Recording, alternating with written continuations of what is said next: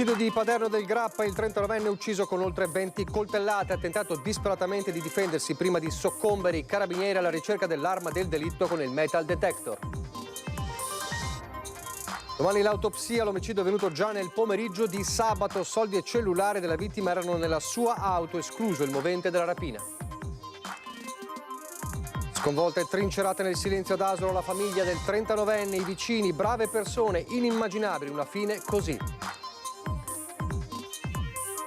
Omicidio di Elisa Campeol, l'accusa chiede l'ergastolo per Fabrizio Biscaro che massacrò e mutilò la 35enne. Il PM ricorda una delle frasi del killer: il suo sangue aumentava la voglia di uccidere. Sentenza il 2 febbraio.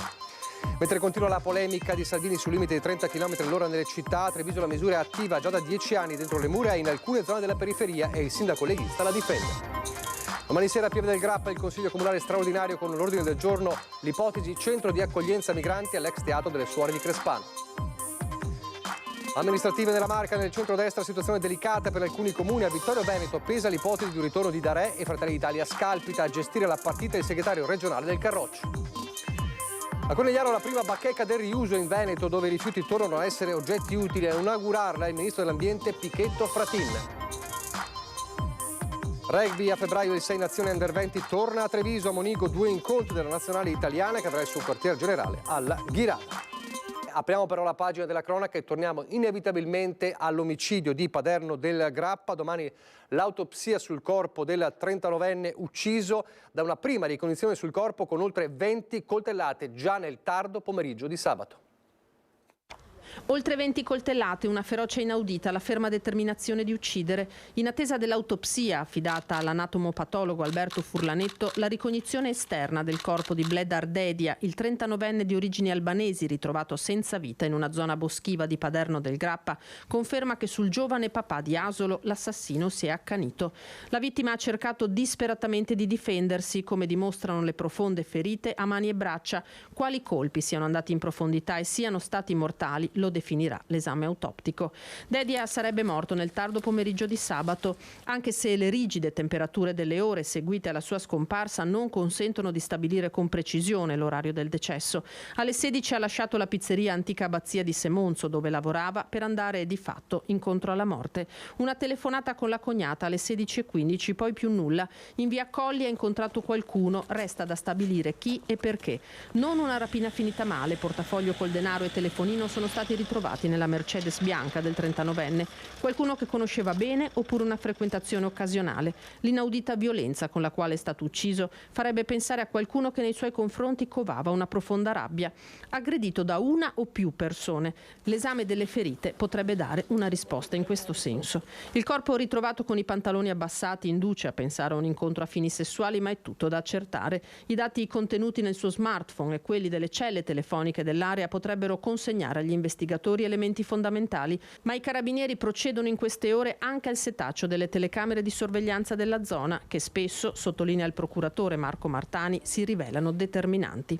Sicuramente la presenza sul territorio di molte telecamere di sorveglianza, alcune delle quali con lettore di targhe, aiuta veramente tanto a scoprire gli autori. Nelle scorse ore i militari dell'Arma hanno proseguito in via Colli le ricerche con il metal detector a caccia dell'arma del delitto. Rilievi tecnici che proseguiranno anche nei prossimi giorni, così come l'ascolto dei soggetti più vicini a Dedia e le verifiche della sua situazione economica. Quel che è certo è che l'ennesimo delitto scuote la Marca. 8-9 omicidi nell'arco di un anno sono veramente tanti. Ecco, non sono riconducibili ad un unico fenomeno criminoso, perché ognuno di questi ha una storia a sé, però ecco, sono tanti. E poi c'è il dolore straziante di una famiglia. Siamo ad Asolo.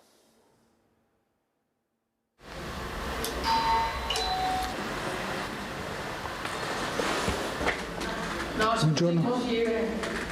Ci chiedono di uscire, è l'unica risposta che abbiamo dopo aver suonato all'appartamento di via Tiepolo, a Casella d'Asolo, dove Bledar Dedia, il 39enne massacrato a colpi di coltello, rinvenuto senza vita domenica mattina nei boschi di Paderno, di Pieve del Grappa, viveva con la moglie e i 2 figlioletti. Un dolore troppo grande che non si spiega. In casa ci sono i parenti, gli amici di Dedia e della consorte, incapaci di accettare la perdita del compagno, tutti stretti in un silenzio più che comprensibile, chiedono di essere lasciati in pace. Sarebbe meglio secondo me perché non ha niente, nessuno da dire. Fatemi un piacere, lasciati in pace perché ha moglie e chiuso in camera. Timidamente una vicina ci parla al microfono, anche per lei una cosa inimmaginabile, sconvolgente. Brave persone, veramente non mi aspettavo, sono stata veramente male. Comunque. Lei lo conosceva bene? No, sono persone che lo vedevo quando soffiava le foglie, però non si aveva contatti, ciao, buongiorno, Certo. però non di più, solo questo. Sì, è una cosa che lascia sconvolti. Sì, mi dispiace per lui, però mi dispiace per la signora, per Bianca e i bambini che sono piccoli, ecco. Questo. Intanto le indagini proseguono, si deve capire cosa ci faceva il 39enne in quell'area totalmente isolata, sulle colline di Pieve, chi aveva incontrato, perché si era dato appuntamento con la persona, con ogni probabilità un uomo che per motivi ancora sconosciuti lo avrebbe ucciso. Tante domande cui gli inquirenti stanno cercando di dare una risposta, resta una sola certezza. Bledar Dedia è stato barbaramente strappato alla sua famiglia. Nessuno non vogliono vedere nessuno. Era il 23 giugno 2021, il luogo Moriago della battaglia, il Greto dei Piavi, l'isola dei morti. Parliamo di un altro delitto sconvolgente della Marca, l'omicidio di Elisa Campeol, che fu barbaramente trucidata con una trentina di coltellate e anche mutilata da Fabrizio Biscaro. Siamo alle battute finali del procedimento giudiziario, chiesto l'ergastolo per il killer. Malvagità e mancanza di umanità nei confronti di una persona inerme. In aula sono stati ripercorsi quegli attimi terribili quando Fabrizio Biscaro massacrò a coltellate la 35enne Elisa Campeol mentre stava prendendo il sole sul Greto del Piave all'Isola dei Morti. In aula erano presenti i genitori della vittima e la sorella. Poi, quando ha iniziato a parlare l'avvocato della difesa, sono usciti. Troppo dolore, troppo difficile ascoltare. Oggi, ha detto il papà di Elisa, si è rinnovato lo strazio. Queste notti non abbiamo dormito, gli occhi si riempiono di lacrime quando ripercorre quei momenti. Per i genitori è stato molto difficile ascoltare quello che è accaduto in aula oggi. Sono stati ripercorsi tutti i momenti minuto per minuto dell'uccisione della ragazza, tutti i momenti precedenti e anche successivi. Un dolore che non finirà mai. Vogliamo giustizia, ha detto il papà, vogliamo solo questo. Poi il racconto del pubblico ministero Gabriella Cama, che al termine ha chiesto per Fabrizio Biscaro l'ergastolo, reiterando la richiesta di custodia cautelare in carcere presentata in precedenza quando è stata consegnata alla Corte d'Assise la relazione sulla perizia psichiatrica, secondo cui Biscaro era capace di intendere e volere al momento di compiere l'omicidio. L'ho colpita, il sangue aumentava in me, il desiderio di fare del male a qualcuno, ha raccontato agli investigatori il 38enne quando è stato interrogato dopo il delitto. Ed ancora alla domanda: perché non hai abbandonato l'idea di uccidere? La sua risposta, senza esitazioni: l'avrei potuto fare, ma non l'ho fatto. Dopo il massacro, l'assassino ha mutilato la povera Elisa tagliandole un orecchio che aveva poi portato con sé. Per il pubblico ministero Cama il delitto è stato premeditato e compiuto con ferocia, seviziando la 35enne. Non ci sarebbe mai stato un vero pentimento. A parlare poi è stato il difensore di Biscaro, l'avvocato Rosa Parenti, che ha contestato la perizia psichiatrica del consulente della Corte ed ha chiesto che il suo assistito venga dichiarato incapace di intendere volere al momento di commettere il fatto, in subordine la revoca delle 2 aggravanti, la premeditazione e le sevizie e il riconoscimento delle attenuanti generiche. Il processo è stato rinviato al 2 febbraio, quando verrà pronunciata la sentenza. E poi il delitto di Anicca Panfile con le indagini anche sui diversi spostamenti di Franco Battaglia dopo aver ucciso la donna, tragitti frenetici immortalati dalle telecamere di videosorveglianza. giudice per le indagini preliminari, convalidando il fermo di indiziato di delitto e disponendo la misura della custodia cautelare in carcere per omicidio volontario e tentata soppressione di cadavere, ha recepito integralmente le nostre richieste e dalla motivazione del provvedimento ha anche recepito la nostra ricostruzione dei fatti e la nostra valutazione sulla personalità dell'indagato. Sulla decisione del GIP ha pesato la latitanza all'estero per molti anni di Battaglia. Il pericolo di fuga era un dato certo, lo aveva confidato lui stesso ad alcuni suoi conoscenti, aveva detto al telefono che sarebbe fuggito se gli indizi nei suoi confronti fossero diventati pesanti. E per quanto riguarda la gravità indiziaria, le circostanze che fosse stata l'ultima persona ad avere visto Annika, che le tracce di Annika si perdevano a casa sua e che il suo veicolo sia stato ripreso dalle telecamere di sicurezza nella zona in cui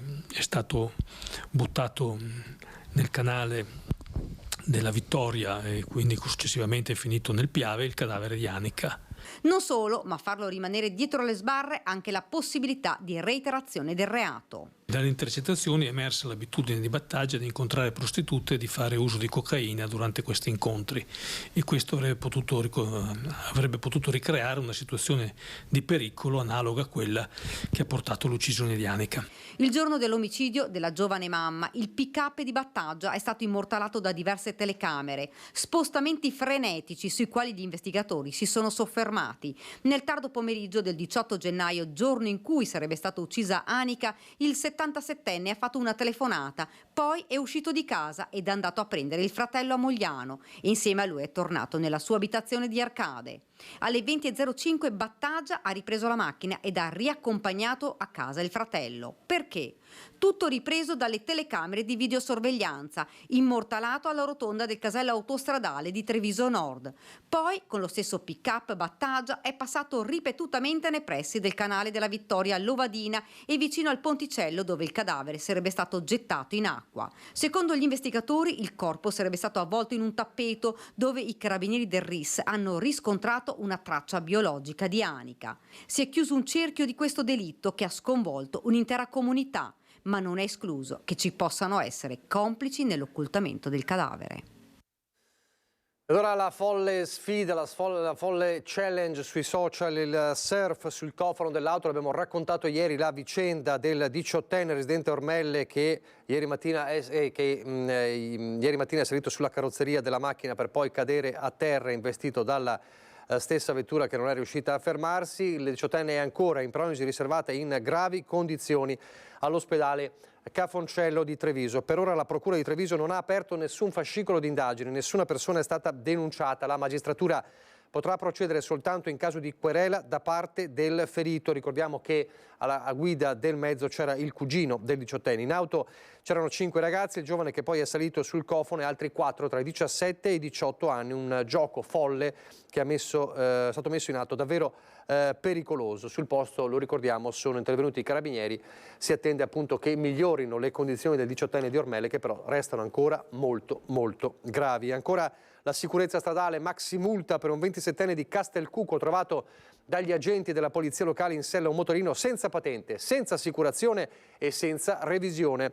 Il controllo venerdì scorso, quando la pattuglia ha fermato lungo la provinciale 248 il mezzo per un controllo, il ciclomotore circolava senza copertura assicurativa. Durante l'accertamento è stato scoperto inoltre che il conducente non aveva mai conseguito la patente di guida. Il mezzo è stato sequestrato, al giovane è stata comminata una sanzione di oltre 6.000 euro.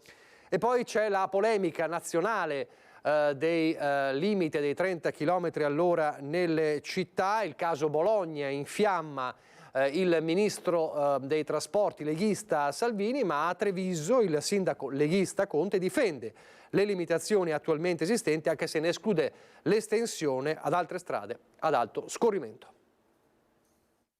La polemica scoppiata a Bologna dopo l'introduzione dei 30 km/h in gran parte del territorio comunale non sfiora Treviso, dove non c'è alcuna intenzione di estendere il limite di velocità attualmente in vigore nell'area interna alle mura e in altri quadranti della periferia ad ulteriori strade, ad esempio ad alto scorrimento. Francamente lo trovo problematico pensare ad un intero territorio comunale indistintamente tutto a 30 km/h. Lo trovo irrealizzabile, spiega il sindaco Mario Conte, che difende le limitazioni e si dice in linea con le indicazioni del ministro Salvini, che ha evidenziato come interventi come questo su tutto il territorio comunale può in alcuni casi creare dei disagi troppo grandi alla comunità, e su questo sono d'accordo, tant'è che noi interveniamo in modo puntuale, cioè in centro storico piuttosto che in alcuni quadranti di città dove c'è un'altra densità di presenza di istituti scolastici, quindi di bambini. 30 km/h dentro il centro storico, in alcuni punti particolari della periferia, in risposta, sottolinea il sindaco, alle richieste dei residenti. La scelta di mettere il limite dei 30 all'ora in centro storico in alcune zone residenziali, su richiesta peraltro dei cittadini, è quella per favorire la promiscuità tra autovetture e biciclette laddove non è possibile intervenire con infrastrutture ciclabili. Il primo cittadino non esclude che ci siano nuove zone interessate dal limite. Molte richieste arrivano da cittadini che ci segnalano delle zone, dei quadranti di città altamente residenziali dove in caso potremmo intervenire ulteriormente. Garantire una corretta e sicura convivenza tra auto, pedoni e biciclette è l'obiettivo, e a proposito di due ruote, Conte annuncia di aver chiesto all'ufficio tecnico l'acquisto di nuove rastrelliere, individuando anche i siti dove parcheggiare la propria bici senza il rischio di furti. E c'è anche poi ovviamente il caso di Fleximan, che vi ricordo è il tema del sondaggio di oggi. Lo rivediamo per un attimo, giusto per far rivedere il sondaggio su Fleximan. Eccolo qui, autovelox distrutti, condividete la sua azione. Stanno arrivando tantissime chiamate questa sera. Come sempre a Ring dalle 21 con Ferdinando Avarino ci sarà anche l'esito di questo sondaggio. Sicurezza stradale è uno dei temi anche chiesti dai sindaci, che da tempo fanno richiesta del nuovo ponte sul Piave tra Vidor e Pederobe. Ebbene, c'è stato un incontro oggi a Mestre tra Veneto Strade e i primi cittadini. Sentiamo quali sono le novità.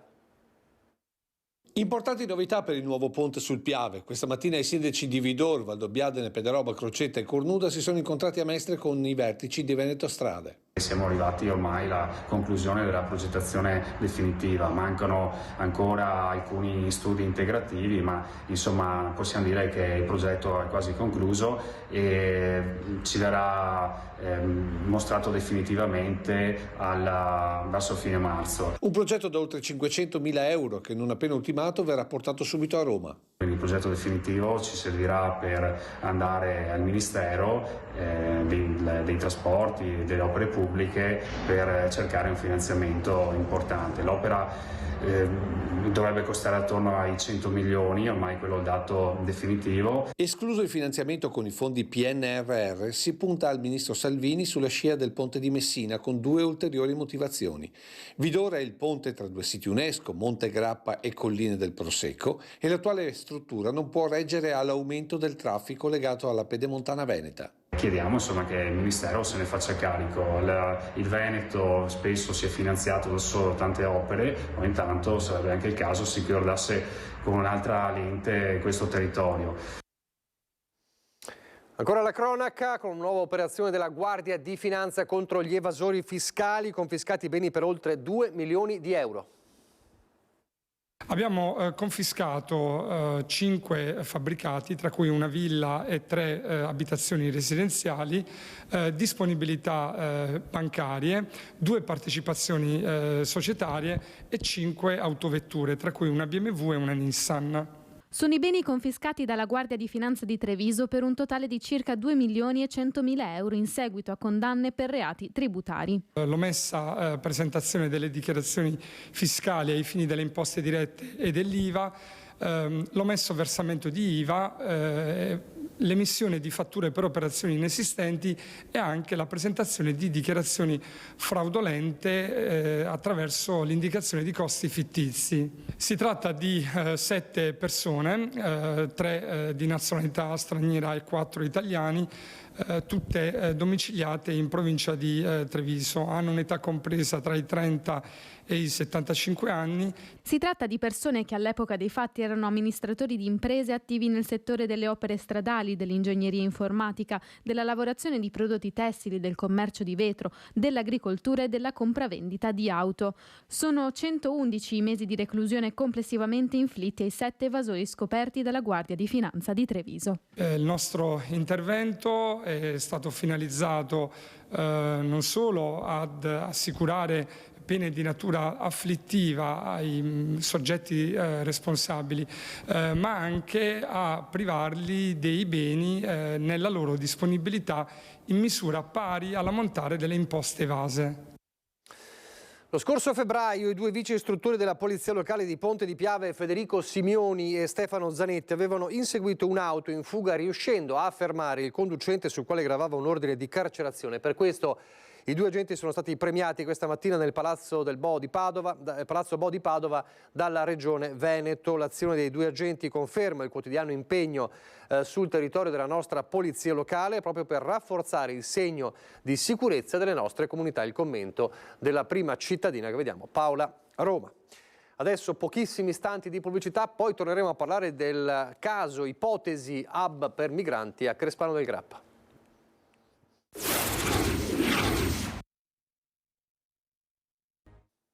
Rieccoci in studio in diretta, il telegiornale di Treviso. Domani sera a Pieve del Grappa il Consiglio Comunale straordinario con all'ordine del giorno unico punto l'ipotesi centro di accoglienza migranti all'ex Teatro delle Suore di Santa Maria Bambina di Crespano.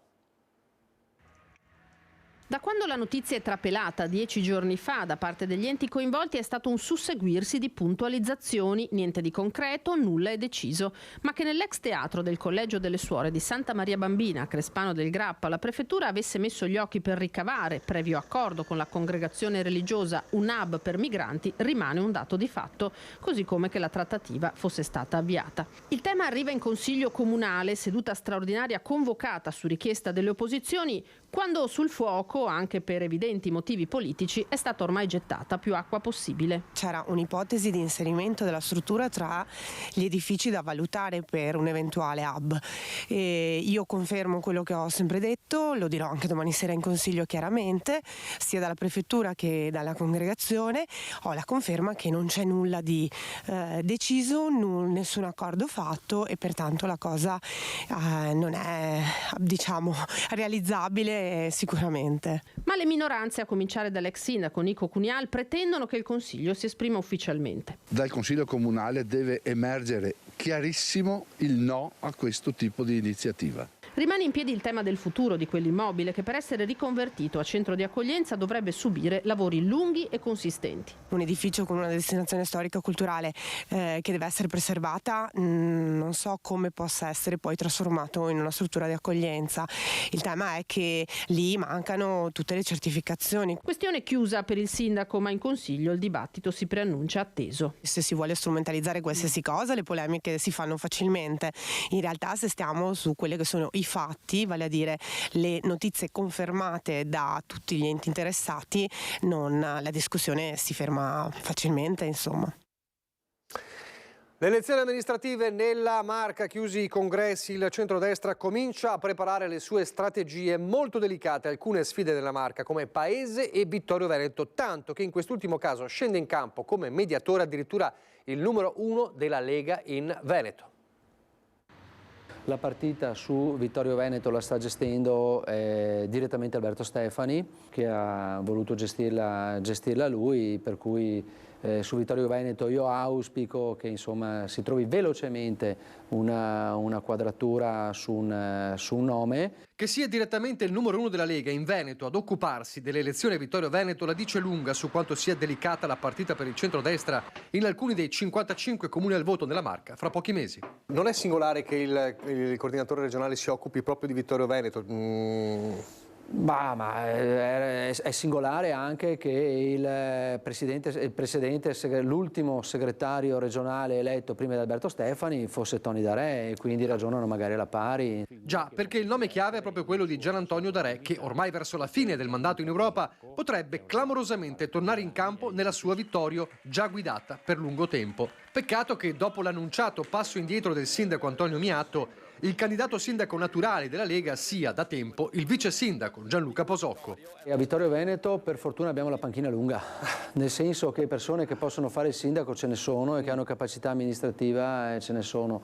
È solo una questione di scelte, di equilibri interni alla sezione. Insomma, c'è da trovare una quadra prima di tutto nella Lega a Vittorio e poi, cosa non secondaria, bisogna accordarsi con Fratelli d'Italia, non proprio così convinti della scelta del Carroccio. Noi abbiamo sostenuto Miatto, 5 anni fa non siamo entrati in consiglio comunale per una manciata di voti, visto che non si ricandida Miatto, insomma credo che sia una partita da discutere. Ovviamente storicamente la Lega a Vittorio Veneto insomma è sempre stata presente. Noi abbiamo delle idee anche di qualità, ci confronteremo. I meloniani in questa amministrativa hanno un chiaro obiettivo: allargare il dominio elettorale nei comuni forti del consenso generale e chiederanno con forza i loro candidati sindaco. Basti pensare a un'altra situazione delicatissima della Marca, quella di Paese, dove la Lega rilancia Katia Uberti per il secondo mandato, ma Fratelli d'Italia è addirittura dall'altra parte della barricata in Consiglio Comunale. Noi ad oggi a Paese abbiamo un gruppo consigliare che è all'opposizione. Con Paese e con i consiglieri comunali capitanati da Martino De Marchi, che era il candidato sindaco 5 anni fa, ho incominciato una discussione, devo approfondire e dopodiché faremo delle valutazioni anche con gli alleati, per cui insomma la situazione, la fotografia oggi è questa. Capiamo che condizioni ci sono e cosa si può fare. A Conegliano il passaggio questa mattina del Ministro dell'Ambiente e della Sicurezza Energetica Gilberto Pichetto Fratin. Tra i temi toccati le trivellazioni in Adriatico, l'attesa per il decreto sulle comunità energetiche e le nuove centrali nucleari. Il Veneto non deve temere le trivelle in Adriatico, perché se ci sono pericoli ambientali o di subsidenza i pozzi non saranno aperti o in alcuni casi riaperti. Una posizione del governo confermata oggi a Conegliano dal Ministro dell'Ambiente e della Sicurezza Energetica Gilberto Pichetto Fratin, a partire dalle autorizzazioni. Autorizzazione in questo momento non c'è nulla di particolare, nulla da dire, la valutazione da fare è quella là dove ambientalmente ci sono tutte le garanzie, si può stare oltre il numero di 9 o sotto il numero di 12, a seconda come lo voglio mettere. Però il Polesine ha paura di scendere ulteriormente, sono 7 metri sotto il livello del mare. Certamente devono esserci tutte le garanzie e non deve esserci una condizione di subsidenza. Ministro presente all'evento del riuso organizzato a Savno, l'azienda pubblico-privata della Marca che gestisce i rifiuti della Sinistra Piave e che sta investendo sul fotovoltaico e sulle comunità energetiche. E qui ci sono tutte le comunità energetiche che noi abbiamo pensato a livello progettuale. In brevissimo tempo ci sarà il decreto con le istruzioni, con le modalità. È una sfida culturale quella delle comunità energetiche, è quella di essere contemporaneamente produttori e consumatori. Quindi confidiamo molto, investiamo anche molto, perché vorrei dire sulle comunità energetiche noi investiamo 5 miliardi e 700 milioni. Energia che comunque non potrà sostituire, secondo il Ministro, il nucleare. Il futuro però non può che essere un nucleare sicuro, io dico quello piccolo, e naturalmente però tutto questo va verificato prima. Allora vediamo, l'abbiamo visto proprio a Conegliano per quello, come funziona la bacheca del riuso. Come i manifesti, io lo facevo sui manifesti elettorali. Ha voluto provare personalmente come si fa a recuperare un oggetto altrimenti destinato alla distruzione. Per il ministro Pichetto Fratin, colla e pennello, ma anche cacciavite e testa. Era oggi all'inaugurazione della bacheca del riuso, con i ragazzi delle scuole coinvolte a dargli dei suggerimenti sugli interventi. Cosa hai detto al ministro per spiegargli come andava fatto il lavoro? L'ho aiutato a fargli capire come bisogna incollare. Beh, è stato bravo il ministro. Sì, è stato veramente bravo. Perché in questo progetto sono gli studenti tra i primi protagonisti del recupero. Quello che sto depositando al CERD è ancora buono, può avere una seconda vita, o magari che ha una piccola anomalia, ed ecco che intervengono tutti i nostri ragazzi delle varie scuole, delle scuole superiori, che lo useranno come attività didattica, aggiustano il materiale, ci danno una mano. E poi sapere che queste cose possono andare a chi ha meno? Questo dà ulteriormente più gioia sia a te stesso che agli altri, quindi è un'occasione da provare. Gli oggetti ancora utili e riparati sono stoccati in un capannone della Savno e presentati in un catalogo virtuale. Tutto questo materiale viene fotografato, viene catalogato, viene messo nell'apposito sito della Savno. Chi ha bisogno, prima di andarsi a comprare qualcosa di nuovo, va a vedere se noi ce l'abbiamo nel nostro magazzino.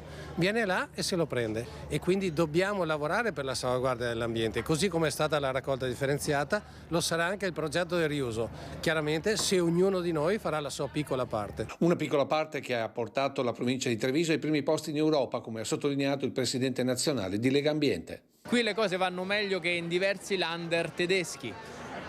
È un'esperienza importante perché mette insieme i temi ambientali e i temi sociali, e anche i più bravi vogliono migliorare ulteriormente. Sfida con se stessi, nel caso di Savno, o sfida con Contarina? Sono due esperienze straordinarie. Noi accompagniamo i più bravi non solo per migliorarsi, ma anche per fare in modo che i meno bravi prendano esempio da loro. Torniamo a Treviso per parlare di muri, pareti imbrattate da writers, diciamo irregolari, non i writers che abbelliscono i muri, ma veri e propri atti di vandalismo che appunto si trovano ancora a Treviso. Ne parla anche il vice sindaco Manera.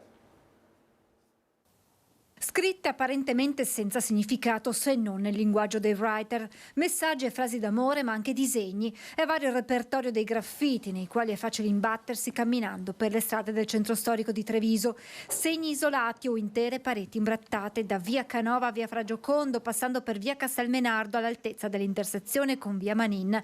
Qui in particolare chi vive e lavora racconta di aver visto nel tempo aumentare considerevolmente il numero delle scritte realizzate con lo spray. Soprattutto dopo Natale la situazione è peggiorata, racconta una commerciante. Sono tanto aumentate.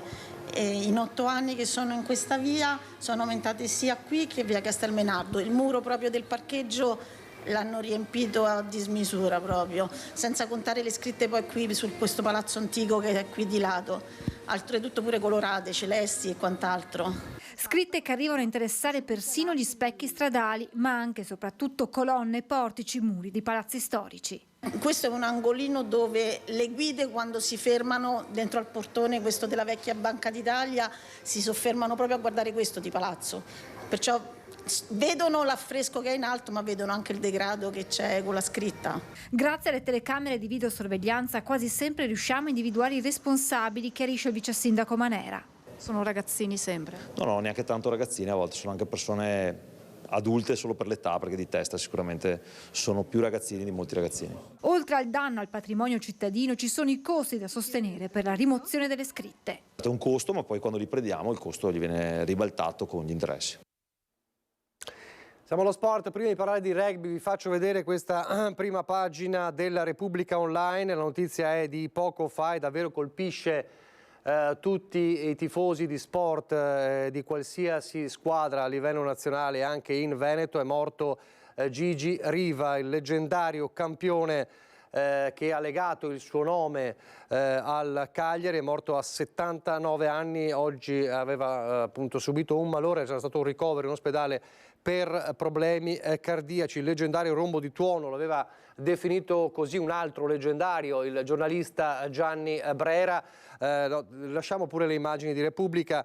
Una carriera forse per tanti il più grande calciatore italiano di sempre, sicuramente il più grande attaccante della nostra nazione, della nostra nazionale, che ha legato il suo nome al Cagliari, allo scudetto del 1970, che era sempre legato rimasto legato al Cagliari, simbolo anche di un calcio di altri tempi. Aveva superato insomma, indenne anche le sirene di grandi club, soprattutto la Juventus, era rimasto a quel Cagliari al quale aveva regalato il primo e unico scudetto della sua storia, e poi vice campione mondiale nel 70, campione europeo nel 68 e il più grande attaccante insomma, della nostra nazionale, è morto a 79 anni, davvero un lutto per tutti gli sportivi, lo dicevamo, di qualsiasi squadra e di qualsiasi sport.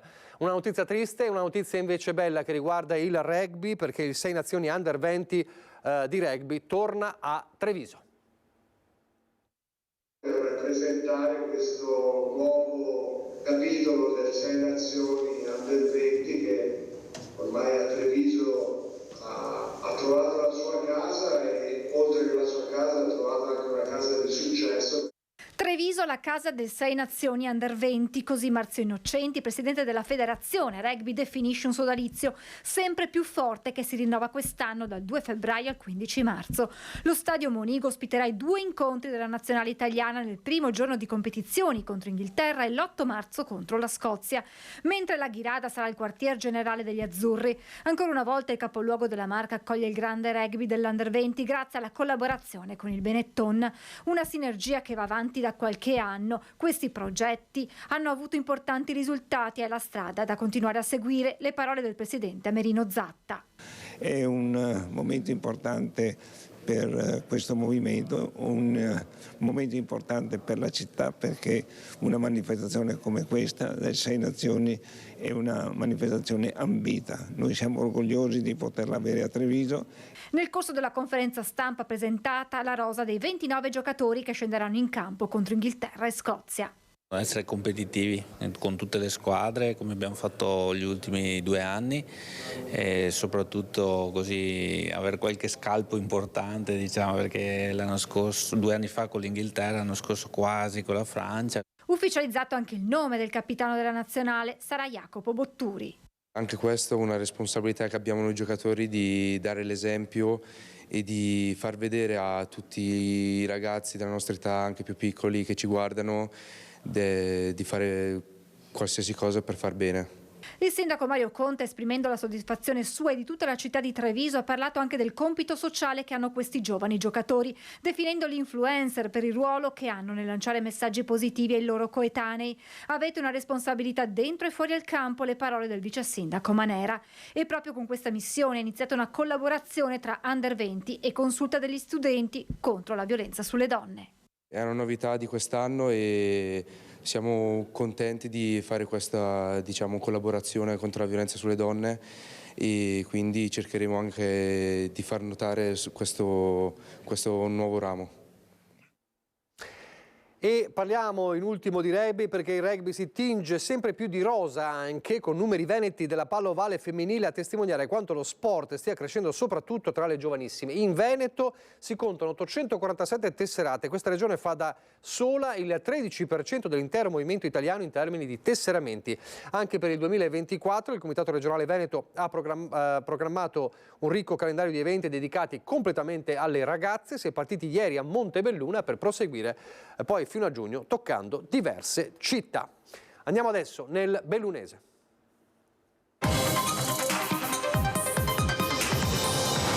Anche nel bellunese c'è una piaga, quella degli infortuni sul lavoro, spesso mortali. Oggi è stato firmato un patto per contrastare questa piaga.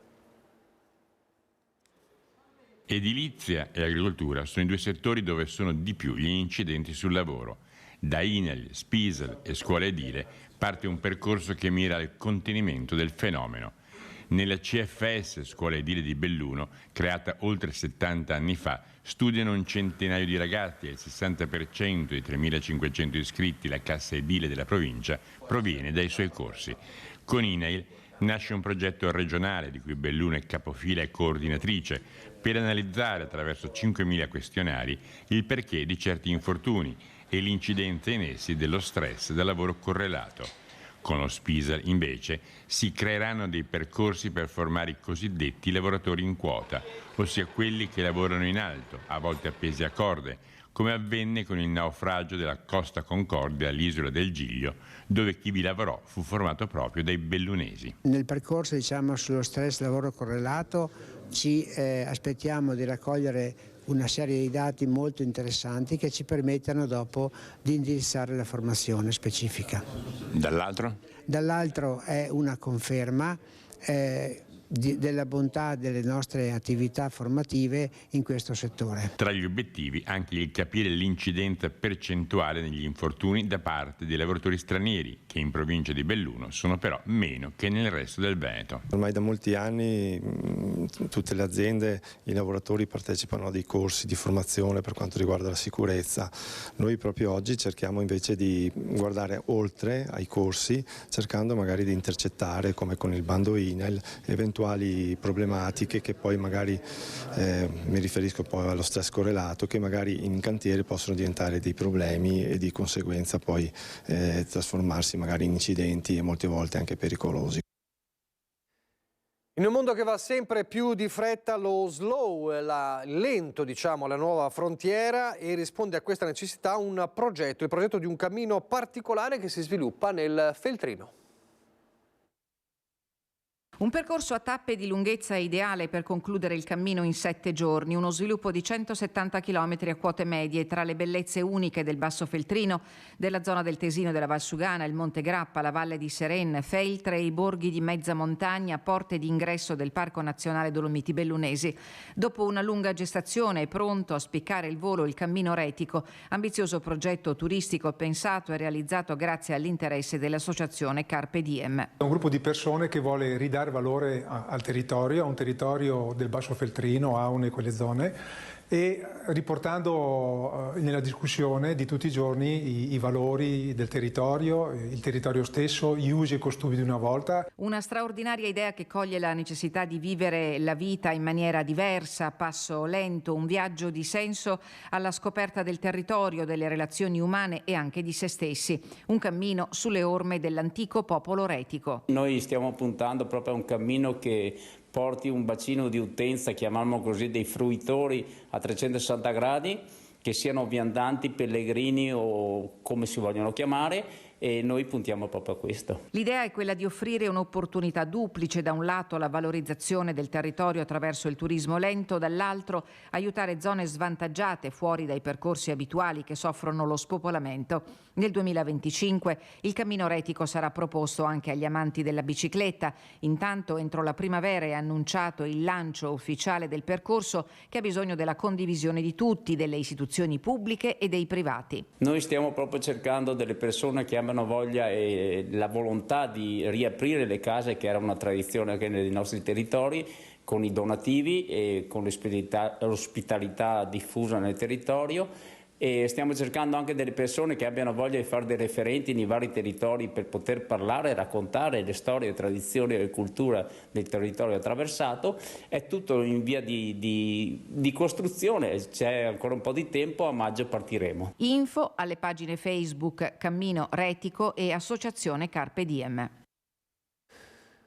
Sport, c'è l'impronta dei rinoceronti sul terzo derby veneto della stagione. Parliamo di volley, il primo tra le mura amiche, con i 720 sugli spalti della Spessa Arena a soffiare sulle vele del Belluno Volley. È maturato un successo da incorniciare, 3-0 il risultato finale del match, che ha visto i bellunesi prevalere contro la vice capolista di A3, il Personal Time Sandonà, che prima del confronto all'ombra delle Dolomiti aveva perso appena 2 partite su 15.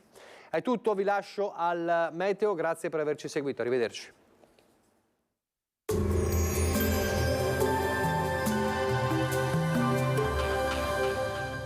Entra nel mondo Lolato. Da oltre 40 anni un team di professionisti per migliorare la qualità della tua vita. Centro del piede con servizi di podologia. Laboratorio per la produzione di plantari e calzature su misura. Benvenuti al meteo. Anticiclone in rinforzo nei prossimi giorni impedirà l'arrivo della pioggia, dunque tempo buono. Il dettaglio di martedì 23 gennaio.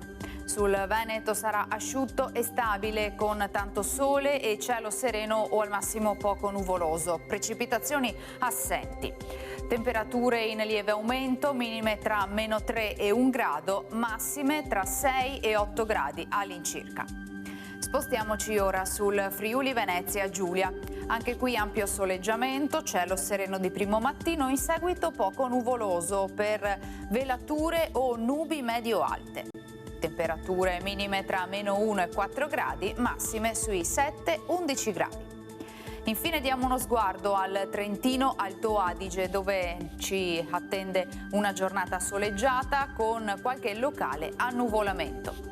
Temperature minime tra 1 e -2 gradi, massime sui 9-11 all'incirca. Dal meteo di Antenna 3 per ora è tutto, grazie per l'attenzione, arrivederci.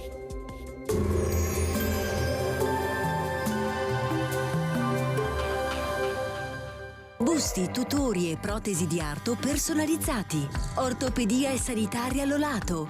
A Treviso e Montebelluna. Lolato, soluzioni per star bene.